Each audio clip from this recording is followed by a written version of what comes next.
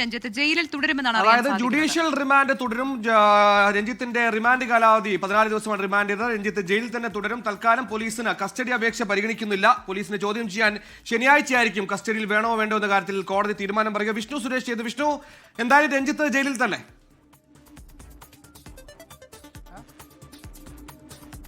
രഞ്ജിത്ത് ജയിലിൽ തന്നെ തുടരുന്നു. അതെ, സംവിധായകൻ രഞ്ജിത്തിനെതിരായിട്ടുള്ള പീഡനശ്രമ പരാതിയിലാണ് ഇപ്പോൾ അദ്ദേഹത്തെ ജുഡീഷ്യൽ കസ്റ്റഡിയിൽ തന്നെ വിട്ടിരിക്കുന്നത്. കസ്റ്റഡി അപേക്ഷ, അതേസമയം പോലീസ് അദ്ദേഹത്തെ ചോദ്യം ചെയ്യുന്നതിനായി അപേക്ഷ നൽകിയിരുന്നു. ഈ കസ്റ്റഡി അപേക്ഷ ശനിയാഴ്ച മാത്രമായിരിക്കും പരിഗണിക്കുക. അന്ന് തന്നെ ജാമ്യാപേക്ഷയും പരിഗണിക്കും എന്നാണ് അറിയാൻ സാധിക്കുന്നത്. രഞ്ജിത്തിനെ ശനിയാഴ്ചയാകും ഇനി കോടതിയിൽ ഹാജരാക്കുക എന്നുള്ള വിവരങ്ങൾ പുറത്തുവരികയാണ്. വിഷ്ണു സുരേഷാണ് വിവരങ്ങളുമായി ചേരുന്നത്. വിഷ്ണു, എന്തുകൊണ്ടാണ് ഈ കേസ് ശനിയാഴ്ചത്തേക്ക് മാറ്റിയത്? പ്രവിത, ഇതിനൊരു നടപടിക്രമം അനുസരിച്ച് ആദ്യം പ്രൊഡക്ഷൻ വാറന്റ് കൊടുക്കണം. അതിൽ പ്രകാരം ഇന്നിപ്പോൾ പോലീസ് പ്രോസിക്യൂഷൻ പ്രൊഡക്ഷൻ വാറന്റ് നൽകിയിട്ടുണ്ട്. ആ പ്രൊഡക്ഷൻ വാറന്റ് പ്രകാരം രഞ്ജിത്തിനെ ശനിയാഴ്ച കോടതിയിൽ ഹാജരാക്കും. അന്ന് കസ്റ്റഡി അപേക്ഷ പരിഗണിക്കും. എത്ര ദിവസത്തേക്കാണ് കസ്റ്റഡിയിൽ വേണ്ടത് എന്ന കാര്യം കോടതിയിൽ പ്രോസിക്യൂഷൻ അറിയിക്കും. ഒരുപക്ഷെ അന്ന് തന്നെ കസ്റ്റഡിയിൽ വിടാനുള്ള ഒരു സാധ്യതയാണ് നിലവിലുള്ളത്. അന്ന് തന്നെ രഞ്ജിത്തിന്റെ ജാമ്യാപേക്ഷയും പരിഗണിക്കുമെന്നാണ് ഇപ്പോൾ കോടതി വ്യക്തമാക്കിയിട്ടുള്ളത്. സ്വാഭാവികമായും അന്ന് പരിഗണിച്ച് അടുത്ത ദിവസത്തേക്ക് മാറ്റുക എന്നുള്ളതാണ് സാധാരണ കൈവരിക്കാനുള്ള രീതി. അത് തന്നെ ഉണ്ടാകും. ശനിയാഴ്ചയായിരിക്കും രഞ്ജിത്തിനെ കസ്റ്റഡിയിൽ വിടണമോ വേണ്ടയോ എന്ന കാര്യത്തിൽ ഒരു തീരുമാനം എടുക്കുക. ഒരുപക്ഷെ 2 ദിവസത്തെ കസ്റ്റഡി ആയിരിക്കും പ്രോസിക്യൂഷൻ ചോദിക്കുക എന്നാണ് മനസ്സിലാക്കുന്നത്. പ്രത്യേകിച്ച് അവർക്ക് 2 കാര്യങ്ങളിലാണ് വ്യക്തത വരാനുള്ളത്. ഒന്ന്, ഈ കാരവാൻ എവിടെ, അല്ലെങ്കിൽ ഈ കാരവാൻ ഏതാണ് എന്ന കാര്യത്തിൽ ഒരു വ്യക്തത വേണ്ടും. അതോടൊപ്പം തന്നെ എന്താണ് അവിടെ സംഭവിച്ചത് എന്ന കാര്യത്തിൽ ഒരു വ്യക്തത വരണം. അതായത് പെൺകുട്ടിയുടെ മൊഴിയാണ് നിലവിലുള്ളത്. രഞ്ജിത്ത് ഇക്കാര്യങ്ങളൊന്നും ഇതുവരെ അഡ്മിറ്റ് ചെയ്തിട്ടില്ല. അപ്പോ എന്താണ് യഥാർത്ഥത്തിൽ സംഭവിച്ചത്, ഈ പരാതിയുടെ കാര്യങ്ങൾ ഒക്കെ വിശദമായി തന്നെ തെളിവുകളുടെ അടിസ്ഥാനത്തിൽ രഞ്ജിത്തിനെ ചോദ്യം ചെയ്യേണ്ടതുണ്ട്. ആ 2 കാര്യങ്ങൾക്ക് വേണ്ടിയിട്ടാണ് ഇപ്പോൾ കസ്റ്റഡി ചോദിച്ചിരിക്കുന്നത്. അത് കസ്റ്റഡി ചോദിക്കാൻ പോകുന്നത് 2 ദിവസത്തേക്ക് കസ്റ്റഡിയിൽ വാങ്ങിക്കും. ശനിയാഴ്ച ജാമ്യാപേക്ഷ പരിഗണിക്കും. ഒരുപക്ഷെ തിങ്കളാഴ്ചയോടുകൂടിയായിരിക്കും ജാമ്യാപേക്ഷയുടെ തീരുമാനത്തിലോ അല്ലെങ്കിൽ വാദത്തിലേക്കൊക്കെ പോകുക. പ്രവിധ, വിഷ്ണു, ഈ പറഞ്ഞതുപോലെ തന്നെ പരാതിക്കാരുടെ രഹസ്യമൊഴി അടക്കം രേഖപ്പെടുത്തിക്കൊണ്ട് ത്വരിത നടപടിയിലാണ് അറസ്റ്റ് ഉണ്ടായത്. അറസ്റ്റ് ഉണ്ടായപ്പോൾ തന്നെ ഏതാണ്ട് പ്രാഥമിക അന്വേഷണത്തിൽ തന്നെ ക്രെഡിബിളായ ഒരു പരാതിയാണെന്ന് പോലീസിന് ബോധ്യപ്പെട്ടിട്ടുണ്ട്. ഇനിയിപ്പോൾ ഈ ശനിയാഴ്ച കസ്റ്റഡിയിൽ, ഇന്ന് തന്നെ പരമാവധി വേഗത്തിൽ കസ്റ്റഡി വേണമെന്നൊക്കെ ആയിരുന്നു പോലീസിന്റെ ആവശ്യം. ഈ 2 ദിവസം കൊണ്ട് എന്തൊക്കെ കാര്യങ്ങളായിരിക്കും അന്വേഷണത്തിലൊരു മുന്നോട്ട് പോക്കുന്ന നിലയിൽ പോലീസിന് മുമ്പിൽ ചെയ്യാനുണ്ടാകുക? ഈ പറഞ്ഞ ജനുവരിയിൽ പീഡനം നടന്നു വന്ന ഇടത്തെ സെറ്റിലുള്ളവരെ അടക്കം ചോദ്യം ചെയ്യാനുള്ള നടപടികളിലേക്ക് ഈ പറയുന്ന ഗ്യാപ്പിൽ പോലീസ് കടക്കുമോ? പോലീസിനെ സംബന്ധിച്ച് രഞ്ജിത്തിനെ കസ്റ്റഡിയിൽ ലഭിച്ചിട്ടില്ല എന്ന് മാത്രമല്ല, ലഭിക്കുന്നതിന്റെ നടപടിക്രമങ്ങൾ പുരോഗമിക്കുന്നതുമാണ്. അന്വേഷണവുമായി മുന്നോട്ട് പോകുന്നതിന് മറ്റു തടസ്സങ്ങൾ ഒന്നും തന്നെ ഇല്ല. പ്രത്യേകിച്ച് ഈ സംഭവം നടന്ന സ്ഥലവും അതോടൊപ്പം തന്നെ അതുമായി ബന്ധപ്പെട്ട് നിൽക്കുന്ന ആളുകളുടെ മൊഴി രേഖപ്പെടുത്തുക എന്നുള്ളത് ഏറ്റവും നിർണായകമായ ഒരു നടപടിയാണ്. പ്രത്യേകിച്ച് രഹസ്യമൊഴിയുമായി ബന്ധപ്പെട്ടാണ് ഈ രഞ്ജിത്തിനെ അറസ്റ്റ് ചെയ്തിട്ടുള്ളത്. സ്വാഭാവികമായ രഹസ്യമൊഴിയിൽ മറ്റു പേരുകളൊക്കെ ഉണ്ടെങ്കിൽ, പ്രത്യേകിച്ച് ഇത് ആരോടെങ്കിലും പറഞ്ഞിട്ടുണ്ട് ആ പെൺകുട്ടിയെങ്കിൽ അവരെയൊക്കെ ചോദ്യം ചെയ്യും. ICC സംവിധാനവും ഈ സിനിമയുമായി ബന്ധപ്പെട്ട് നിലനിൽക്കുന്നുണ്ട്.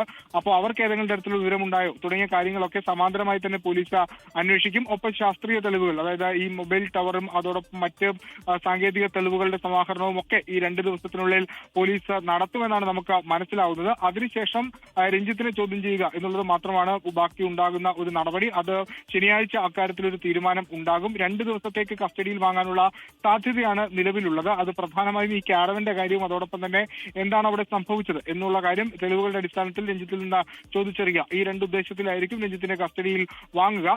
ശനിയാഴ്ച രഞ്ജിത്തിനെ കോടതിയിൽ ഹാജരാക്കണമെന്ന് ഇപ്പോൾ നിർദ്ദേശം നൽകിയിട്ടുണ്ട്. രഞ്ജിത്തിനെ ശനിയാഴ്ച കോടതിയിൽ ഹാജരാക്കും. വിഷ്ണു സുരേഷാണ് വിവരങ്ങൾ നൽകിക്കൊണ്ടിരുന്നത്. വിഷ്ണു, അതേസമയം തന്നെ ഇന്നലെ അറസ്റ്റിലായത് മുതൽ രഞ്ജിത്ത് വലിയ ശാരീരിക ബുദ്ധിമുട്ടുകളെ അതിജീവിക്കുന്നുണ്ടായിരുന്നു എന്നാണ് മനസ്സിലാക്കുന്നത്. ആരോഗ്യ പ്രശ്നങ്ങൾ അദ്ദേഹത്തിന് ഉണ്ടായിരുന്നു. അങ്ങനെയെങ്കിൽ ഈ ജാമ്യാപേക്ഷയിൽ പ്രധാനമായും ഈ ആരോഗ്യ പ്രശ്നങ്ങൾ ഉൾപ്പെടെ ഉന്നയിക്കാനല്ലേ സാധ്യത? അദ്ദേഹം ഇപ്പോൾ ജയിലിൽ തന്നെ തുടരുകയല്ലേ? എങ്ങനെയാണ് ഇത് സംബന്ധിച്ചുള്ള മറ്റു വിവരങ്ങൾ?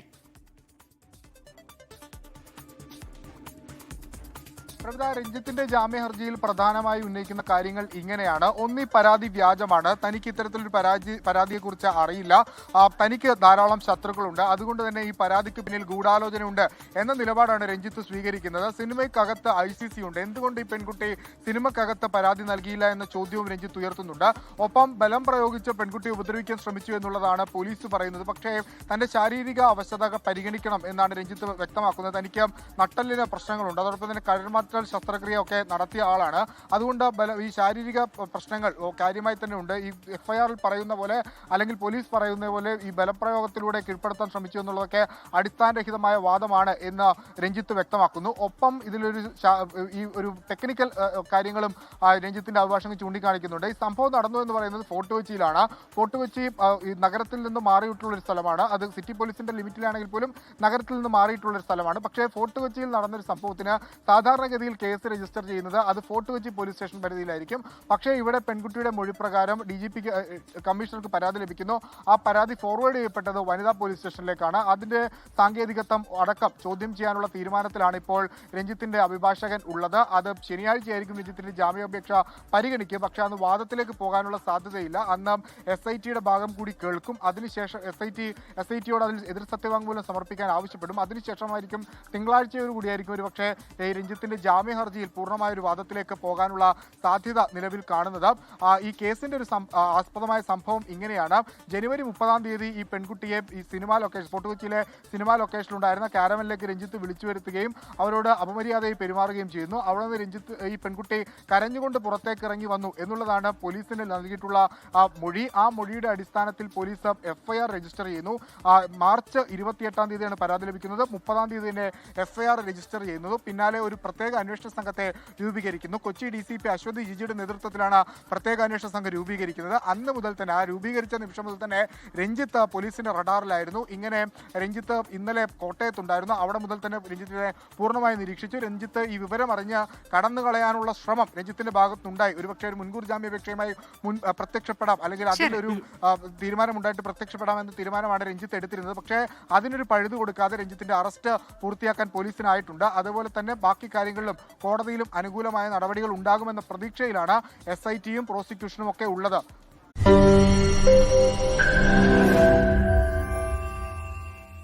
ലോകത്തെവിടെയായാലും ഏത് സമയത്തും 24 വാർത്തകളും ഓഗ്മെന്റഡ് റിയാലിറ്റി പാക്കേജുകളും എക്സ്പ്ലെയിനറുകളും വിശദമായി കാണാൻ ഞങ്ങളുടെ YouTube ചാനൽ നിങ്ങൾക്ക് സബ്സ്ക്രൈബ് ചെയ്യാം.